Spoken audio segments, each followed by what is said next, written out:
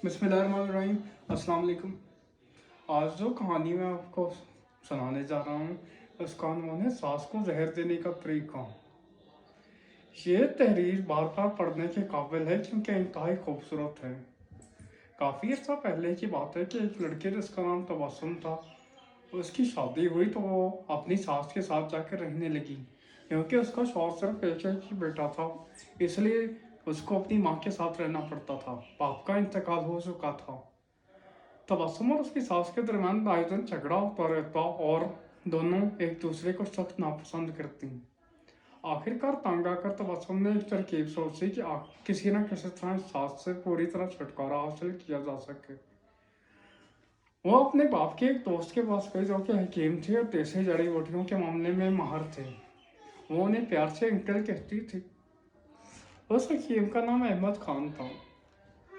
उन्होंने जाकर अपनी अब्बू के दोस्त से कहा कि आप मुझे कोई ऐसी जड़ी बूटियां दें जिससे मैं अपनी सास को मार सकूं। उन्होंने वजह पूछी तो उसने बताया कि वो मेरे साथ सही रवैया नहीं रखती, मुझे बात बात पर टोकती हैं और मेरी हर किसी काम में नक्श निकालती हैं। उन्होंने कुछ देर सोचने के बाद कहा कि मैं तुम्हें एक ऐसी जड़ी बूटियां दूंगा जो कि तुम्हारी सास को आहिस्ता आहिस्ता मारेंगी, क्योंकि अगर तुमने उन्हें एकदम कोई जहर दे दिया तो सारे तुम पर शक करेंगे। वो एक कमरे में गए और वहां से एक शीशी में कोई दवाई लेकर आ गए। उन्होंने वो दवाई तबस्सुम को देते हुए ये कहा कि तुमने ये दवाई अपनी सास को रोज़ किसी न किसी अच्छे खाने में डालकर देनी है। याद रखो कि तुम रोज़ उनको अच्छा खाना पका कर देना और उनकी किसी बात पर आइंदा नाराज़ ना होना, ना ही उनसे लड़ना। तबस्सुम खुश खुश अपने घर वापस आई और आहिस्ता आहिस्ता अपनी सास को वो दवाई देनी शुरू कर दी। वो रोज़ उनके लिए कुछ अच्छा पकाती और उनको उस दवाई का थोड़ा सा हिस्सा उसमें डालकर खास तौर पर वो खाना पेश करती। उसने तो अपनी सास के साथ लड़ना भी छोड़ दिया था, क्योंकि वो अपनी सास के रवैये पर गुस्सा नहीं करती थी, बल्कि उनकी बातें आराम से सुनती थी। घर का माहौल आहिस्ता आहिस्ता तब्दील होना शुरू हुआ।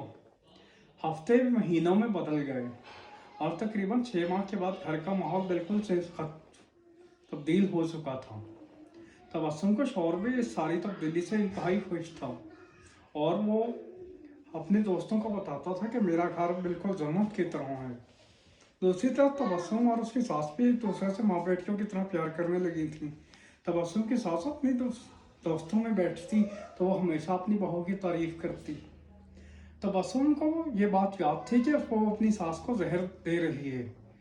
वो उसी अहमद खान जिसको वो अंकल कहती थी उसके पास दोबारा गई और उनसे कहने लगी कि आप मुझे कोई ऐसी दवाई दें जिससे मैं उस जहर को ख़त्म कर सकूं जो कि मैं अपनी सास को दे रही थी, क्योंकि अब मैं उनसे प्यार करने लगी हूँ और हमारे घर का माहौल बिल्कुल बदल गया है। मैं उनको बिल्कुल अपनी माँ की तरह समझती हूँ और अब मैं उनके बगैर नहीं रह सकती।